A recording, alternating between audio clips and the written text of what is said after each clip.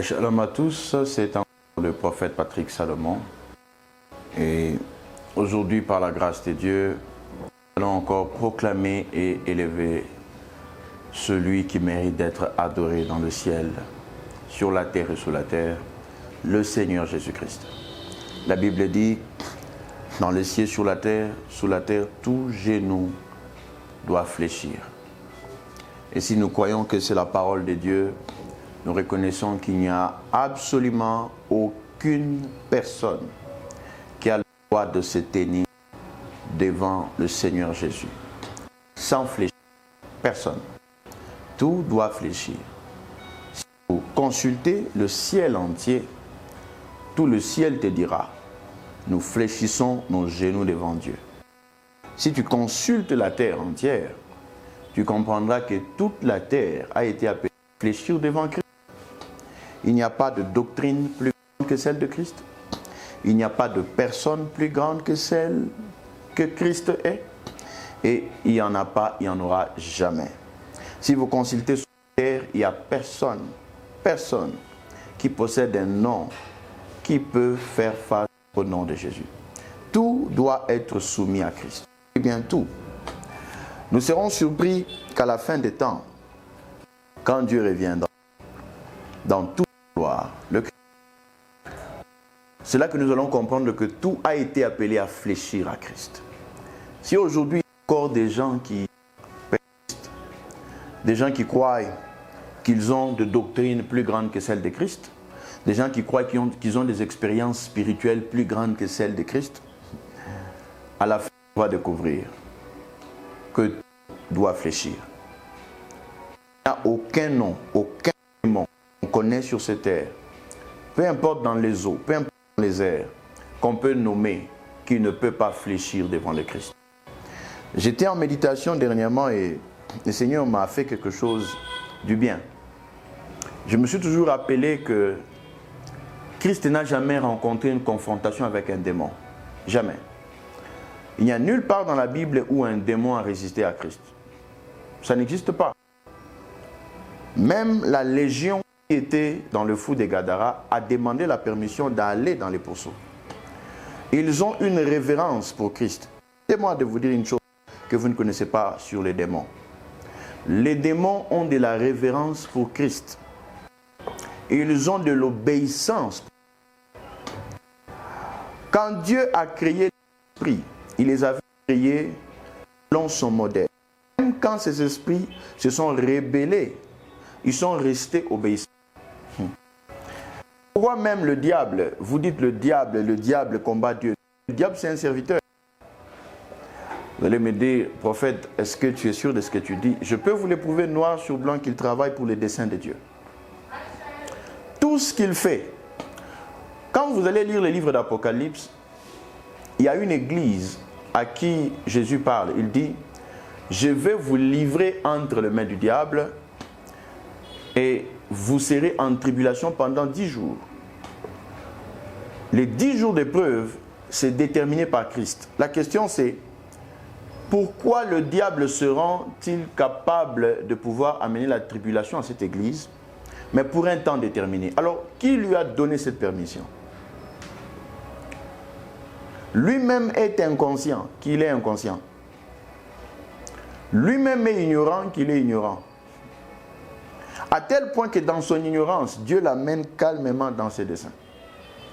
La Bible dit Dieu a tout créé pour un but, même les méchants, pour le jour du jugement. Ça veut dire que derrière toutes ces choses que vous ne voyez pas, les desseins de Dieu vont s'accomplir. Mais qu'est-ce qui fait que les gens se retrouvent parfois bloqués, n'ayant pas de solution, croyant que les démons sont puissants? C'est parce que Dieu dit, mon peuple périt par manque de connaissance. C'est le manque de connaissance qui fait que les gens périssent. Un démon ne peut pas te faire périr. C'est ce que tu ignores qui va te faire périr. Lui profite de ton domaine d'ignorance. Il profite des domaines que tu ne connais pas pour se maintenir. C'est pourquoi la Bible dit que Christ est la lumière du monde. Parce que le seul qui amène l'éclairage dans le domaine de l'ignorance de l'homme, c'est le Christ. Il n'y a aucune connaissance qui peut t'amener dans la liberté de Dieu, si ce n'est le Seigneur Jésus. La psychologie ne peut pas le faire. La psychiatrie ne peut pas le faire. La philosophie ne peut pas le faire. Tu as besoin de la connaissance pure de Dieu. C'est dans cette connaissance qu'il y a la liberté. Christ dit, vous connaîtrez la vérité, elle vous affranchira. Ce n'est pas n'importe quelle vérité, c'est une vérité capable de travailler, de libérer l'homme. Et aujourd'hui, je me suis dans un de mes textes préférés, dans lequel le Saint-Esprit m'a beaucoup parlé au travers des années. Nous sommes dans une série dans les de Galates. J'aimerais qu'avec moi, vous puissiez lire ce que nous allons lire ici et comprendre la grandeur du nom de Jésus. Il est temps que nous retournons dans la gloire de son nom. Il est temps que nous comprenions lui qui nous a dit « En mon nom, vous chasserez les démons ». Il a marqué une signature de son nom pour que nous chassons les démons. Il dit « En mon nom, vous chasserez les démons ». Il ne dit pas que vous négocierez, vous chasserez. Vous savez ce que signifie chasser? Cela signifie que vous avez suffisamment d'autorité pour le faire quitter un endroit. En anglais, on utilise le mot cast away. Ça signifie, je vais donner un exemple. Tu peux être dans la maison et tu n'apprécies pas les comportements d'une personne. Parce que tu as l'autorité sur cette maison, tu lui dis, je ne veux plus te voir ici. Et s'il essaye de résister, les gens peuvent les jeter par force. Tu reconnais que tu as le domaine d'autorité dans cet endroit. C'est pourquoi Christ commence d'abord par dire, je vous ai donné l'autorité. Ensuite, il dit, non, vous chasserez. Le problème, c'est que nous ignorons le domaine d'autorité avant le domaine de l'exécution de l'autorité. Plusieurs chrétiens ne se placent pas dans le domaine d'autorité, mais ils veulent appliquer l'autorité. En mon nom, c'est une signature. En mon nom, c'est un pouvoir. On ne devient jamais enfant de Dieu sans être investi dans un pouvoir. C'est pourquoi la Bible dit, dans Jean 1,12, qu'il leur a donné le pouvoir de devenir enfant de Dieu.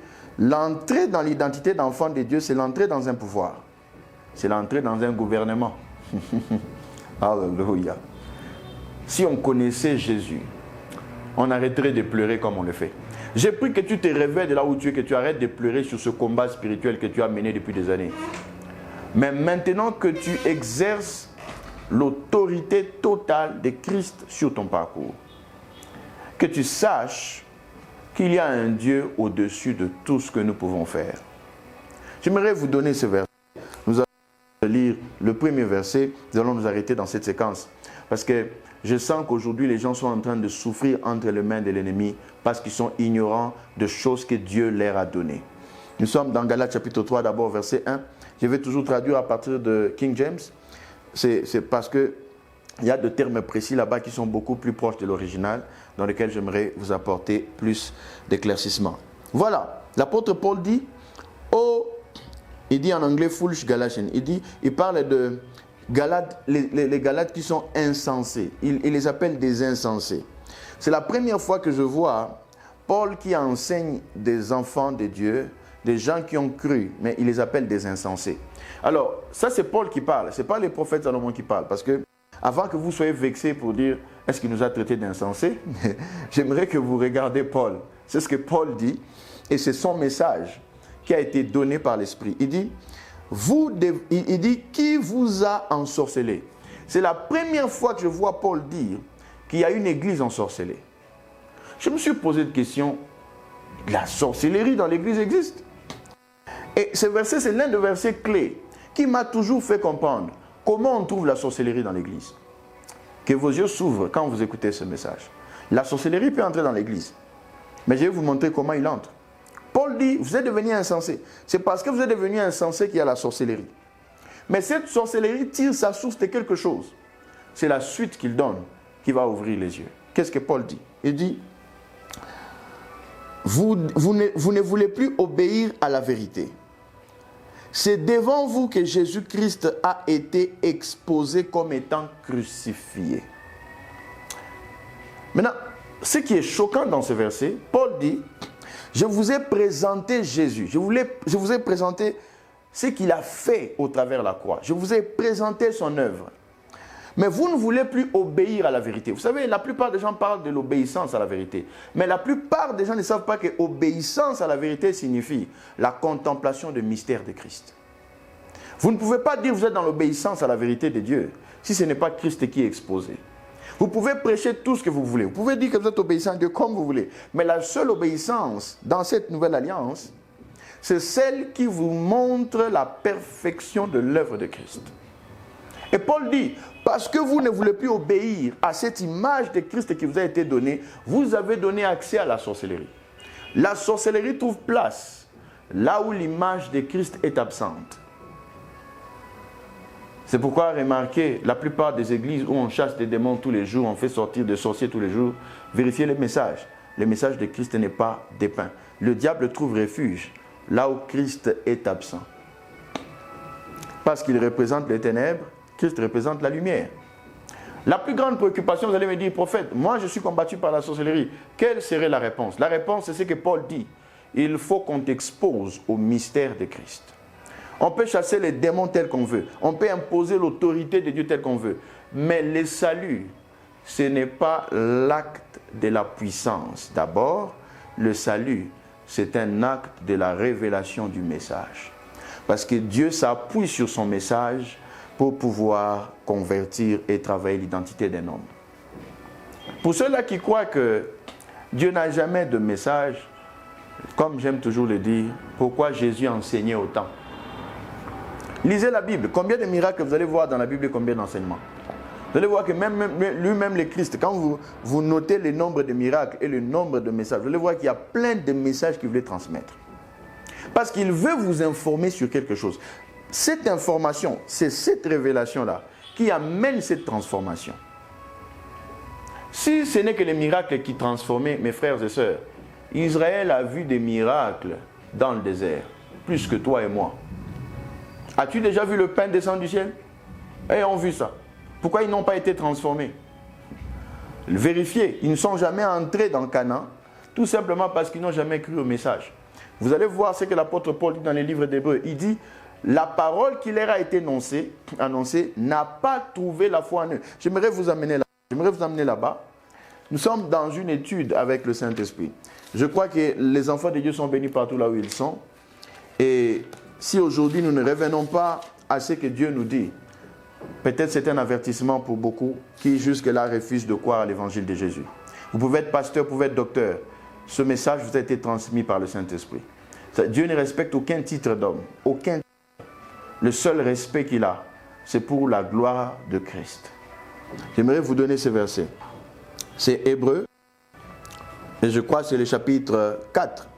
Hébreux chapitre 4, verset 2. Regardez quelque chose de très très profond. On dit, à nous cet évangile a été prêché, mais aussi à eux. Mais l'évangile ne les a pas profités parce qu'ils n'avaient pas été mélangés avec la foi par rapport à ceux qui ont écouté. Cela veut dire qu'ils ont écouté aussi l'évangile. Pendant qu'ils étaient dans le désert, l'évangile était prêché par Dieu lui-même. Et Dieu attendait qu'ils aient la foi dans l'évangile qui leur a été prêché, mais ils n'ont jamais eu la foi dans cet évangile. Et la Bible dit que c'est la raison pour laquelle ils ne sont jamais entrés. C'est donc l'évangile qui est le point d'entrée. Donc sans l'évangile, vous n'entrez pas. Sans l'évangile, vous n'avez pas accès à Canaan. Sans l'évangile, vous n'avez pas accès au repos de Dieu. J'entends tous les jours les gens prier, j'entre dans mon Canaan, j'entre dans mon Canaan. Vous n'entrez pas dans les Canaan parce que vous les déclarez. Vous devez croire à l'évangile. Vous devez connaître ce que c'est l'évangile. Cet évangile a été prêché à eux. Mais il y a des miracles, s'il vous plaît. Mais aucun d'eux n'a jamais eu la foi en voyant tous ces miracles. Parce que la foi est produite par Christ, pas par les miracles. Parce que même si quelqu'un croit à cause du miracle, mais il ne sera jamais maintenu parce qu'il a vu le miracle. Il faut que Christ soit révélé pour que la foi soit consommée. C'est pourquoi la Bible dit dans Hébreux 12, 2, il est l'auteur et le consommateur de la foi. Parce que rien ne peut être établi dans la foi longtemps si Christ n'est pas l'auteur. Vous suivez les églises à cause des miracles? Est-ce que votre foi arrivera à la fin? Christ dit, quand il va-t-il trouver assez de foi? Qui consomme votre foi? C'est Christ. Il doit consommer cette foi-là jusqu'à la maternité, comment j'appelle, jusqu'à la matérialisation, à la maturité totale de l'Église. La Bible dit que l'évangile de Christ, je vais vous donner un autre élément. Prenez encore Romains chapitre 1. Alléluia. Je sens que nous sommes dans une atmosphère de l'esprit aujourd'hui. S'il est temps que nous puissions connaître ce qu'est l'évangile, il est temps. Mes frères, arrêtez de perdre le temps. Jésus arrive. Jésus arrive. Et nous sommes en train de partir dans des choses qui sont secondaires. et qui ne sont pas prioritaires. Regardez Romains chapitre 1. Romains chapitre 1. Je vous donne étape par le Saint-Esprit pour que vous compreniez ce que l'apôtre Paul dit. Romains chapitre 1, versets 16 à 17. Et nous allons nous arrêter là dans cette séquence. Il dit, « Je n'ai pas honte de l'évangile de Christ, parce que c'est elle la puissance du salut. » Il dit la puissance du salut, c'est l'évangile de Christ. Il n'y a pas d'autre puissance du salut en dehors de l'évangile de Christ. Tu peux apprendre l'astrologie, on peut te faire monter en esprit, on peut te faire sortir en esprit, tout ce que tu veux. Mais tu n'es pas sauvé jusqu'à ce que l'évangile de Christ te soit proclamé. Et je vous dis, c'est le modèle de Dieu, vous ne pouvez pas changer ça. Dites tout ce que vous voulez, mais cette parole sera le jugement dernier pour toute personne qui l'a écouté.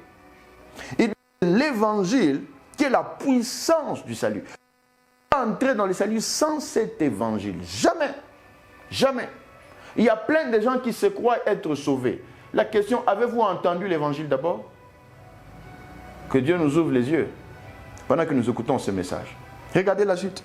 Il dit, pour tous ceux-là qui croient, les juifs en premier, ensuite le grec.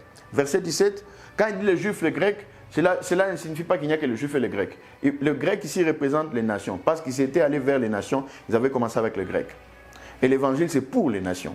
Toutes les nations. Jésus dit, faites toutes les nations mes disciples. Il s'agit de nous tous. Regardez dans le verset 17, le verset qui va marquer le point culminant de ce message. Il dit, car en elle est révélée la justice de Dieu par la foi pour la foi. Tel qu'il est écrit, le juste vivra par la foi. Cela montre que la puissance de l'évangile est une révélation de la justice de Dieu qui est le Christ, par la foi et pour la foi. La finalité de l'évangile, c'est vous conduire dans un autre domaine de la foi. Or, c'est Christ qui commence avec nous par la foi et qui nous amène à la maturité de la foi. Ma prière pour toi est que le Seigneur révèle à ce message, qui te conduise total face à toutes les œuvres, face à tout le combat que tu rencontres aujourd'hui, et que tu saches qu'il y a un Dieu qui nous aime. C'est pourquoi il nous a donné le Seigneur Jésus, les centres de notre vie, les centres de ce que nous allons créer et les centres de tout ce que nous allons manifester. Que Dieu nous bénisse. C'était là le prophète Patrick Salomon. Que la grâce de Dieu abonde dans vos maisons pour tous ceux-là qui croient au nom du Seigneur Jésus-Christ, qu'il est la réponse idéale à tous les problèmes de l'humanité. Que Dieu vous bénisse. Soyons bénis au nom de Jésus. Amen.